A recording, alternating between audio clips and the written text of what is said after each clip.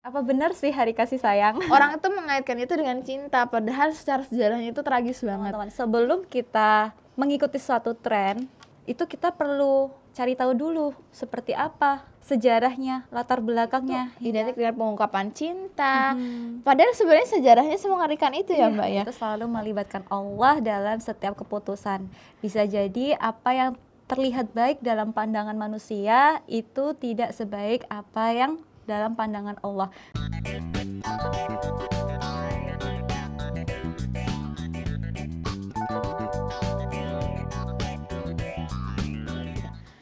Assalamualaikum warahmatullahi wabarakatuh. Kembali lagi di Suara Hanum The Brilliance of Muslimah. Oke teman-teman, akhirnya kita jumpa lagi nih di podcast kedua kita. Setelah sebelumnya kita udah membahas yang panas-panas.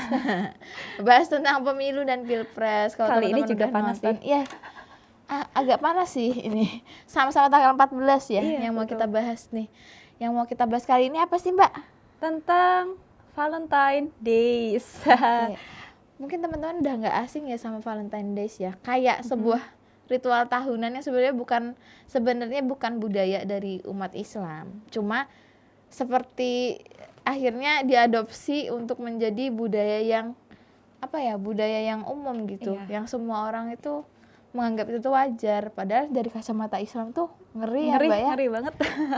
Dari kacamata Islam itu sebenarnya tidak diperbolehkan gitu. Nah, hari ini kita akan spill tipis-tipis, bahas tipis-tipis terkait Valentine. Kita berdua bakalan sama-sama sharing dan juga kita di sini posisinya adalah sama-sama belajar ya, Mbak. Iya, betul. Kita bahas apa yang sedang kalau pengetahuan kita sharing ke teman-teman, dan teman-teman boleh banget buat sharing di kolom komentar terkait Valentine itu gimana, atau teman-teman juga boleh komentar terkait misalnya mau menambahkan nih kayak Valentine tuh sebenarnya gimana dan lain sebagainya, bisa ditambahkan di kolom komentar gitu. Kita Oke. terbuka ya, Ya, sangat. sangat terbuka siapapun teman-teman mungkin yang mau menambahkan materi. Oke, Jadi, kita langsung membahas aja kali ya. boleh.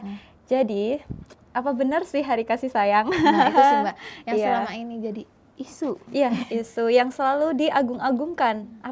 Apakah benar hari Valentine itu hari kasih sayang? Nah, biasanya hari kasih sayang ini sangat erat kaitannya dengan percintaan, terutama remaja nih. Gitu. Nah, jadi gini teman-teman, sebelum kita mengikuti suatu tren, itu kita perlu cari tahu dulu seperti apa sejarahnya, latar belakangnya hingga Valentine itu ada gitu. Padahal sebenarnya Valentine itu ngeri banget gitu. Kenapa sih kok bisa ngeri? Karena sebenarnya di zaman dulu, di zaman Romawi itu ada hari yang dinamakan dengan hari perayaan Lupercalia. Nah, hari apa ya itu ya? Baru dengar sih ini. Oh gitu. Ya. Nah, ini salah satu fakta sih teman-teman. Mungkin buat teman-teman yang belum tahu. Jadi hari perayaan Lupercalia itu adalah umumnya dahulu dirayakan oleh kaum Romawi itu pada tanggal 13 sampai 18 Februari. Yang dimana pada tanggal 13 dan 14-nya itu khusus dipersembahkan oleh dewi dan dewa mereka yang identik dengan perayaan free itu. Ya. Oke. Ya, jadi ngeri. Free. Sebagaimana halalnya hubungan suami dan istri gitu. Tapi Ya, mereka paham. tidak ada ikatan gitu. Jadi nauzubillahi wizalik.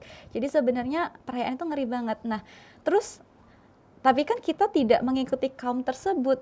Iya, mungkin teman-teman tidak mengikuti kaum tersebut.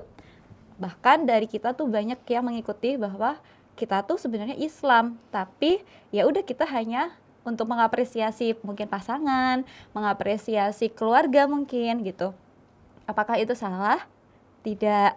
Yang salah adalah jika kita mengambil momen itu untuk turut merayakannya. Kalau mungkin dari teman-teman ingin sekedar menunjukkan, mengekspresikan rasa sayang atau cinta kepada mungkin ayah ibunya, kakak adiknya, atau mungkin kepada pasangan halalnya, tentu saja boleh. tapi jangan terikat oleh hari perayaan tersebut gitu. Jadi di luar hari tersebut sah-sah saja gitu. Bahkan Allah sendiri itu tidak melarang adanya cinta gitu. Cinta itu yang menganugerahkan siapa? Allah gitu. Apakah kita bisa menolak kedatangan cinta? Enggak kan gitu. Dan sudah fitrahnya seorang manusia itu memang saling ketertarikan antara lawan jenis gitu.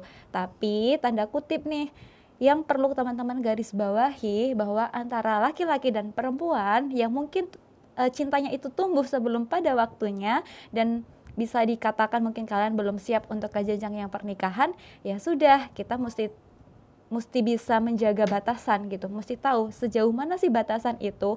Atau mungkin ada juga yang kayak berdalih nggak sih Mbak, kayak tapi kan aku nggak pacaran, ya aku cuma ingin mengungkapkan aja gitu dengan memberi coklat atau bunga kayak gitu. Itu kayak gitu boleh nggak sih gitu? Ya. Kalau sebenarnya Valentine ini tuh menurutku sendiri ya, yang aku amatin di masyarakat itu kayak jadi sebuah ajang dan momen buat memulai kemaksiatan menurutku. Jadi kayak waktu Valentine tuh kayak momen pas banget nih buat ngungkapin cinta, momen pas banget nih buat ngasih dia coklat, momen pas banget nih buat ngasih dia hadiah. Pengalaman ya? Enggak. Nah, itu tuh sebenarnya adalah apa ya? Salah satu peluang gitu loh. Disitulah setan situ bekerja dengan Betul. giat gitu untuk menggoda manusia supaya terjerumus mengikuti tren-tren seperti itu dan kemudian akhirnya terjerumus ke kemaksiatan. Karena benar-benar membuka peluang itu, Mbak.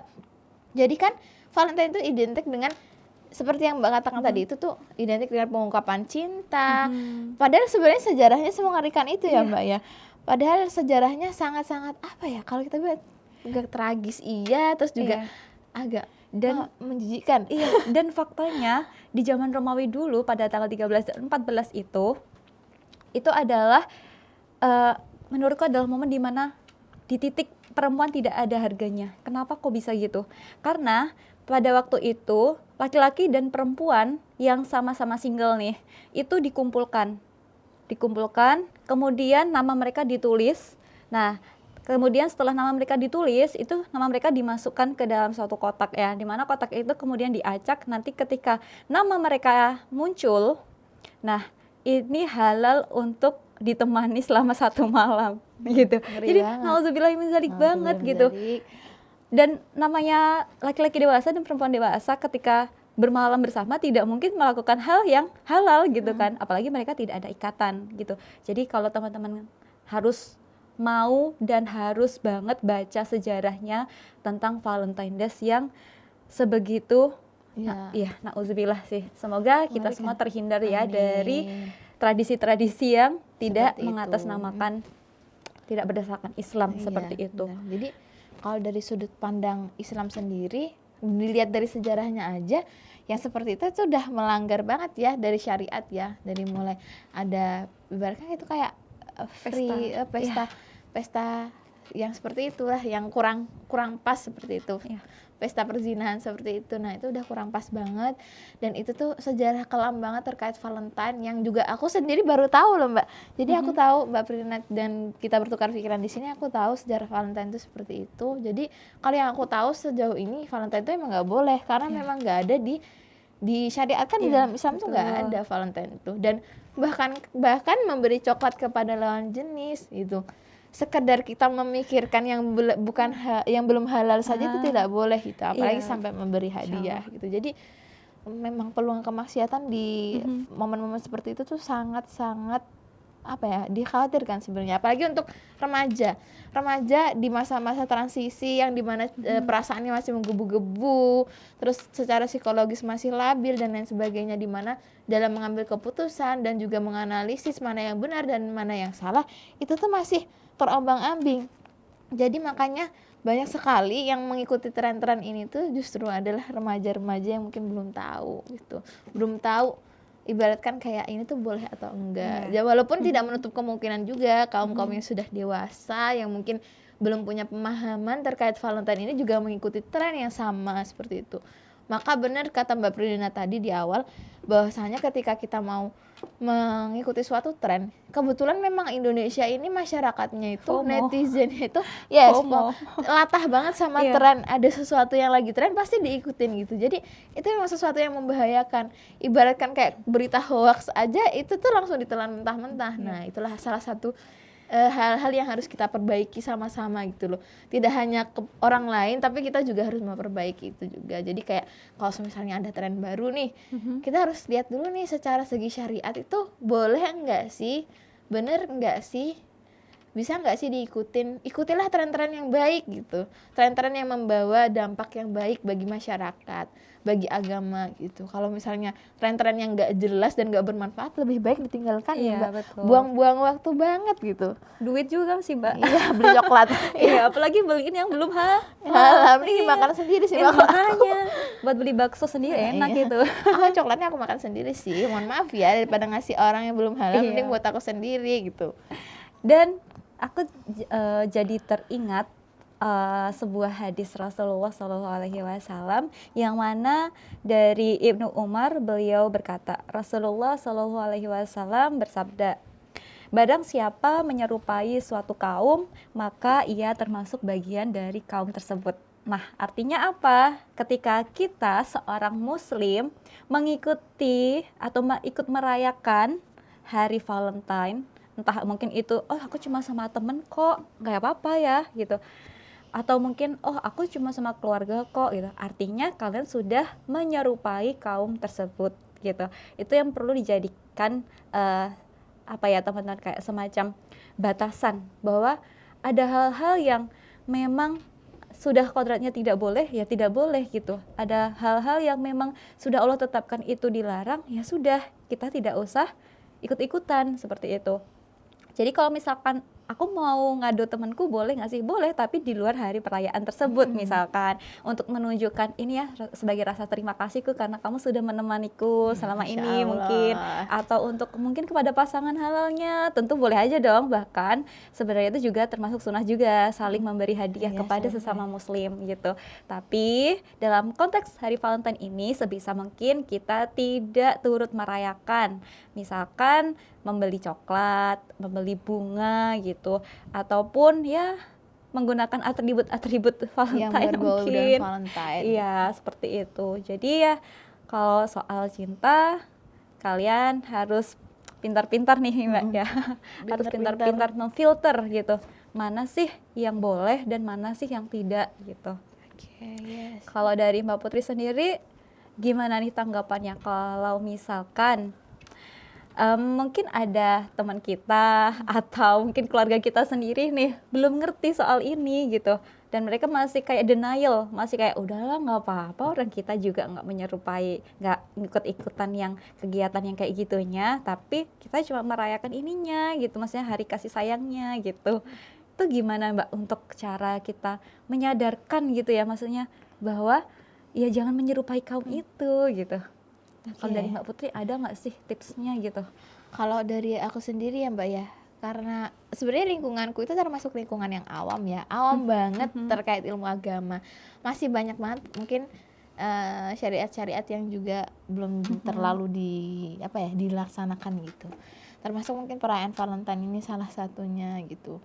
Mungkin juga masih banyak yang belum bisa menjaga batasan dan lain sebagainya, dan itu juga adalah salah satu PR-ku juga sebagai mungkin teman atau orang terdekatnya yang juga ikut untuk bertanggung jawab gitu loh, bertanggung jawab untuk bisa ngasih pemahaman gitu loh. Dengan aku sendiri yang sudah paham, otomatis aku punya tanggung jawab untuk memberi pemahaman kepada orang terdekatku gitu. Kalau dari aku sendiri sih, yang pertama adalah yang pasti kita ngadain ada pendekatan secara personal dulu. Kan nggak mungkin kan kita tiba-tiba langsung ngasih tahu itu nggak boleh, itu salah. Otomatis orang akan merasa terhakimi. Iya.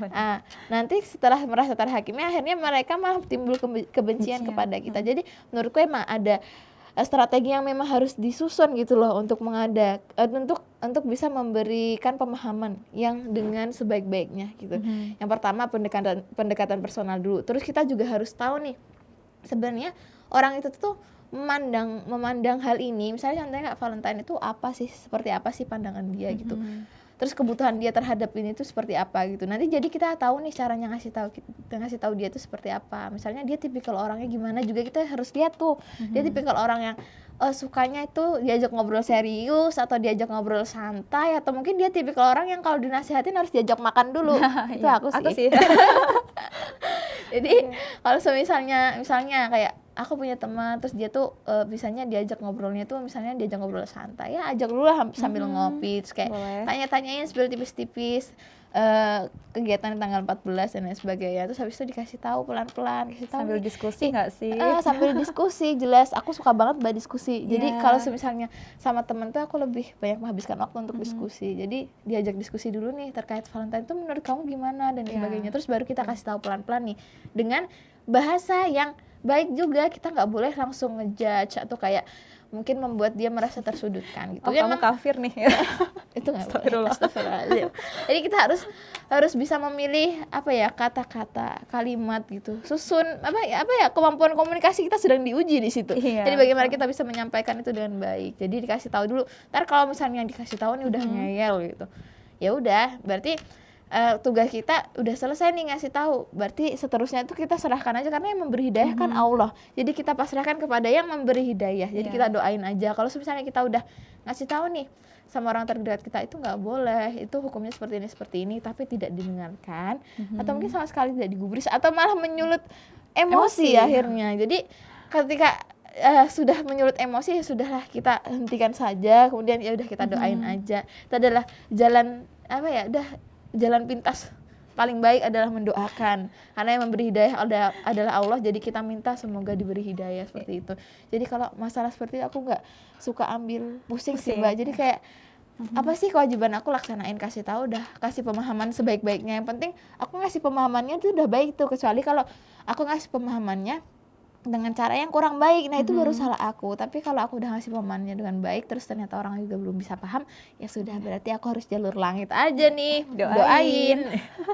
Dan Mbak, biasanya yang apa ya, kayak berbunga-bunga atau menggebu-gebu soal merayakan Valentine ini kan biasanya kebanyakan remaja mungkin SMA atau yang kemudian baru naik ke perguruan tinggi kayak gitu. Nah, itu biasanya mereka kayak lagi menggebu-gebunya nih, wah suka sama seseorang, mungkin ini dari sudut pandang Ikhwan ya, yang laki-laki. Aku suka sama perempuan, gimana ya caranya supaya aku bisa ngasih tahu dia kalau aku suka sama dia gitu. Nah, kemudian yang perempuan yang didekati ini juga orang yang mudah baper gitu. Jadi baru dikasih coklat aja udah, aduh aku diperjuangkan gitu. Berasa dikasih nafkah. Iya, berasa kayak wah dia serius sama aku, aduh berat ini kayak gini. Nah itu, jadi dan biasanya kalau remaja itu dia selalu membenarkan apapun yang menurut dia benar gitu. Nah jadi itu yang sedikit bahaya teman-teman, apalagi kalau mungkin di lingkungan orang tersebut dia tidak punya teman-teman atau circle yang bisa saling mengingatkan dia tentang agama seperti itu. Nah itu yang menurutku lebih banyak lagi kita perlu dekati sih, perlu kita kasih edukasi nih, perlu kita kasih tahu. Mungkin sesimpel dengan cara posting di sosial media, posting story mungkin, atau sharing-sharing, kalian lagi, bener kata Mbak Putri tadi, yuk kita nongkrong yuk gitu, Ngafe kita yuk, makan ngafe sambil nunggah, sambil diskusi, itu asik banget sih, Banget. bakal nggak kerasa kalau kita lagi dinasihatin gitu. Ya nggak sih gitu. Iya. Jadi emang remaja tuh rawan banget sih mbak, karena ya emang tadi secara emosi masih labil. Jadi emang yang perlu pendekatan, terutama ini sebenarnya salah satu PR-nya adalah orang tua sih. Ah bener banget. Enggak sih, karena orang tua itu adalah ini dia counternya dari si anak itu gitu loh. Anak itu akan jadi seperti apa itu kan tergantung orang tuanya gitu. Orang tuanya itu akan mengawasi dia seperti apa, memberikan pemahaman seperti apa, dan juga orang-orang terdekatnya, termasuk kalau misalnya kita punya saudara atau teman dekat. Nah sebenarnya kita tuh berpengaruh juga buat dia, begitu pula dia berpengaruh juga buat kita. Jadi sebisa mungkin apabila kita sudah mengetahui suatu hal yang misalnya itu tuh nggak baik, maka kita sesegera mungkin gitu loh menyampaikan, oh ini nggak boleh loh, dengan cara yang baik, dan supaya dia juga memahami itu juga dengan baik seperti itu, dan bisa menerimanya dengan baik juga. Jadi memang itu adalah kita saling bertanggung jawab untuk memberitahu akan hal-hal seperti itu gitu. Itu tanggung jawab paling besarnya di orang tua sih Betul. Mbak sebenarnya. Ya nggak sih? Bicara soal orang tua nih Mbak, mungkin dari penonton kita mungkin akan ada yang menjadi orang tua, jadi calon orang tua, ataupun mungkin sudah ada yang menjadi orang tua gitu. Nah, kedepannya mungkin buat teman-teman yang nantinya nonton podcast ini, betapa pentingnya peran pengasuhan seorang ayah gitu. Jadi yang kita tahu, mungkin kita singgung sedikit ya, karena tadi ada peran pengasuhan juga, jadi kita singgung sedikit tentang seberapa efek dari peran pengasuhan seorang ayah kepada anak putrinya gitu. Jadi teman-teman, menurut penelitian survei yang dilakukan itu Indonesia itu termasuk negara fatherless gitu, yang dimana peran pengasuhan ayah itu sangat kurang atau sangat sedikit. Mungkin figurnya ada, tapi pengasuhannya itu nggak ada. Seberapa banyak coba teman-teman lihat yang datang ke kajian lebih banyak Ahwat atau Ikhwan? Kedua, yang datang ke rapat-rapat sekolah lebih banyak ibu atau bapak?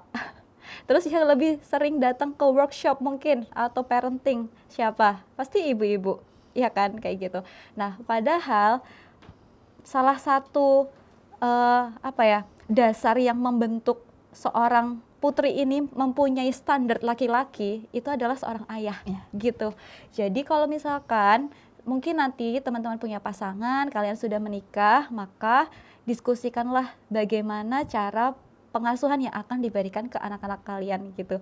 Karena apabila seorang anak perempuan itu tidak mendapatkan figur pola pengasuhan dari ayah, maka dia akan terlalu mudah untuk terjerumus dengan yang namanya laki-laki gitu. Jadi dia akan mudah dirayu, digombali, dideketin, dia akan mudah. Tapi berbeda kalau dia punya standar value. Oh, ayahku tuh seperti ini. Aku sudah mendapatkan emosional yang full ya, maksudnya love emosionalnya dari ayah itu sudah terpenuhi, maka dia akan membangun boundaries yang tinggi terhadap laki-laki yang mendekati, seperti itu. Nah, ya. Ngomong-ngomong masalah pola pengasuhan, aku setuju banget sih Mbak. Jadi emang PR banget ya buat kita pun di depan ini insya Allah juga calon orang tua ya. Bismillah, betul. insya Allah tahun ini. Abu ya. Insya Allah. Nah, jadi emang peran orang tua itu sangat-sangat penting banget. Emang salah satu contohnya peran pengasuhan orang tua dari ayah ya, dari figur ayah.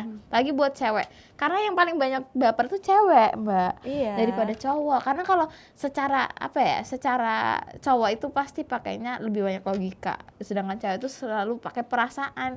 Makanya cewek itu gampang baper, sensitifan. Itu udah wajar banget karena emang seperti itu. Allah kasih porsinya cewek itu seperti itu. Jadi di situ kita sebagai seorang wanita, ibaratkan ada yang bilang seperti ini. Apabila seorang wanita itu tidak didasari, dia tidak punya dasar iman, bahkan dia akan hancur karena cintanya. Ya, karena perasaannya. Iya, karena perasaannya. Karena memang yang diutamakan, cewek itu selalu mengutamain perasaan. Iya Mbak, orang sandalnya cuma jajaran aja dia kayak, wah besok nikah pakai adat apa ya gitu. Ada. Iya benar. Cuma sandalnya cuma berdampingan aja, mikirnya udah berdampingan di pelaminan. Udah terlalu jauh mikirnya. Jadi emang benar-benar sangat berpengaruh sih, apalagi terkait baper tadi ya. Karena kalau misalnya kita kurang, sebenarnya kan kenapa sih anak itu bisa mencari kayak pengen kasih sayang dari luar gitu. Salah satunya yang dengan cara yang kurang baik, yang tidak baik malahan, dengan cara misalnya dekat dengan lawan jenis, pacaran, kita sebut saja seperti itu. HTS-an. Nah, HTS-an mungkin sekarang friendzone, Mbak. Komitmen. Sekarang tuh banyak banget itu istilah-istilahnya ya. Dari mulai friendzone, terus habis itu HTS-an, terus habis itu apa komitmenan, banyak banget sekarang. Jadi banyak banget yang berkedok pacaran. Sekarang namanya nggak cuma pacaran, guys. Jadi jangan gampang tertipu ya. Diajak HTS-an jangan mau.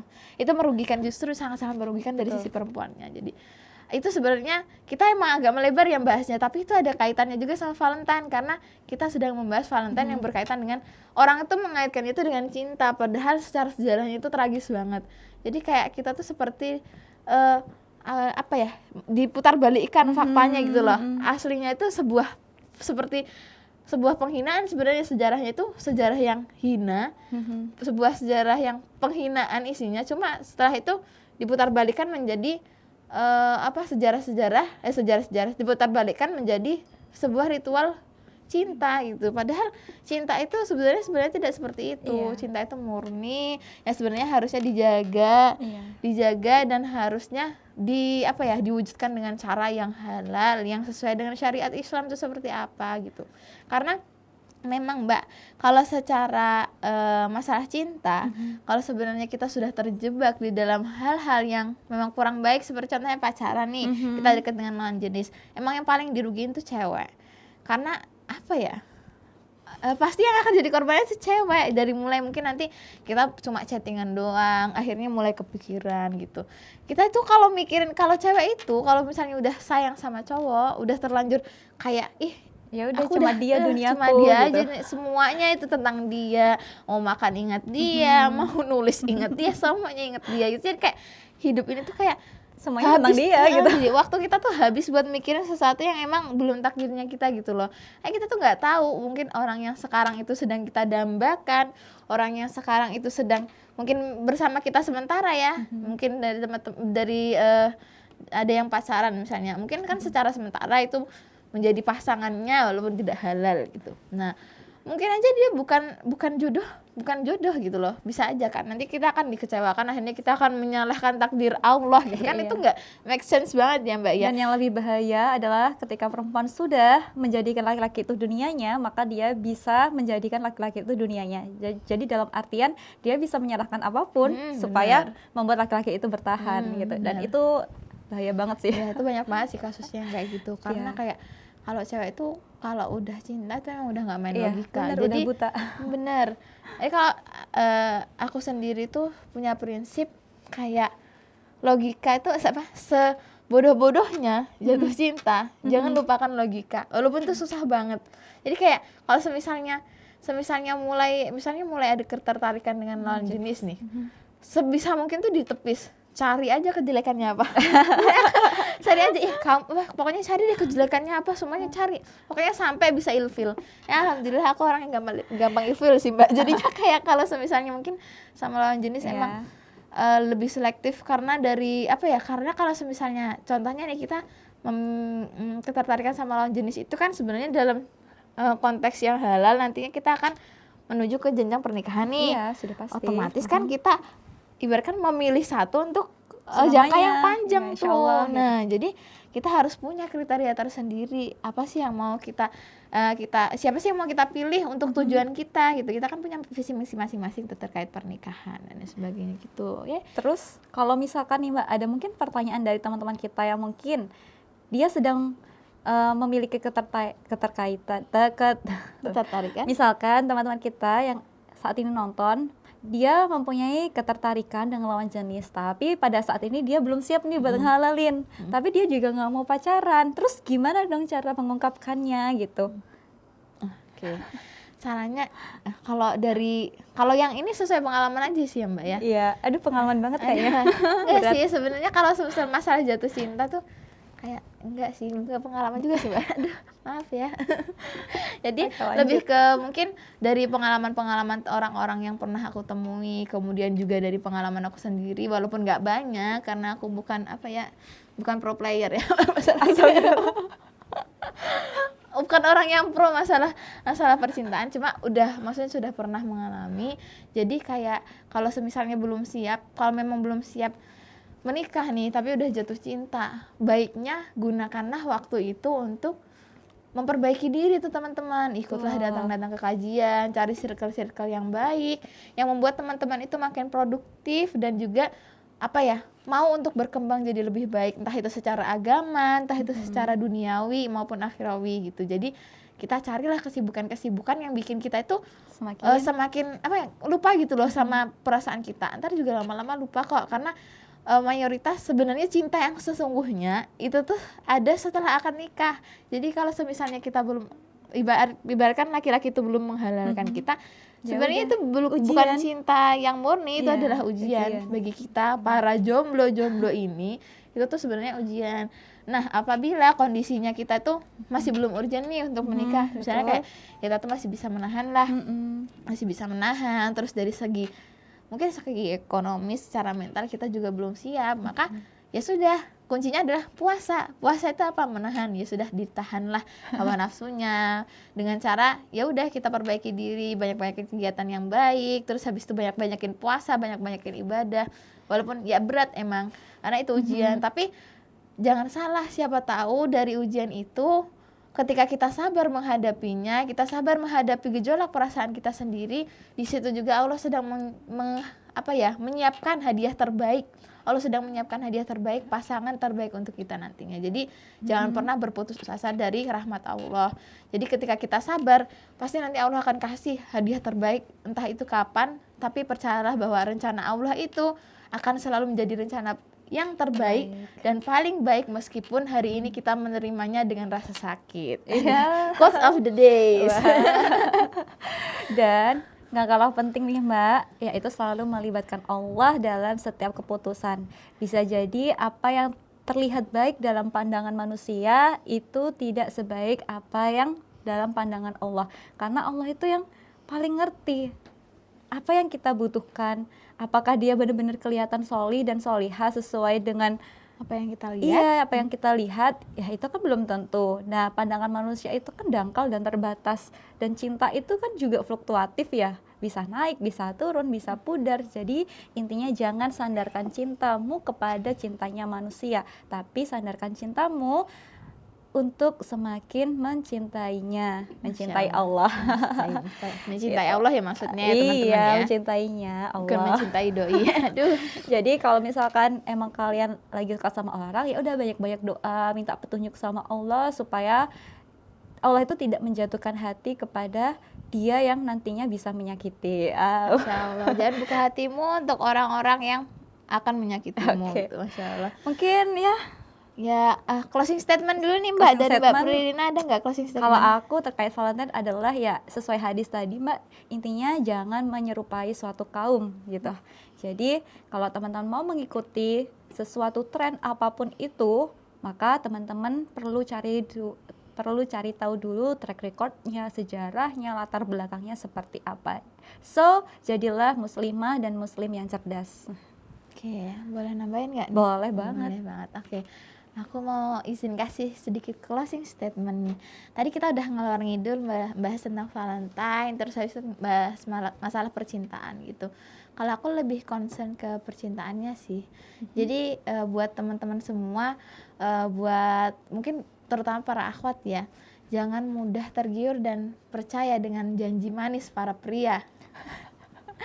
Karena tidak ada yang namanya cinta dan cinta yang paling tulus sebelum akad nikah. Jadi teman-teman jangan mudah terjerumus, dan juga mohon dengan sangat teman-teman bijak dalam memilih tren dan juga bijak dalam melakukan sesuatu. Teman-teman harus mempertimbangkan dulu secara syariat dan juga secara pribadi itu emang itu buang-buang waktu atau enggak, itu bermanfaat atau tidak. Karena kita tuh sebenarnya itu cuma dihadapkan dengan dua pilihan, mau menjadi orang yang bermanfaat atau menjadi orang yang tidak bermanfaat, seperti itu. Jadi kita lebih baik sih memilihnya pengennya jadi orang yang bermanfaat ya Mbak ya.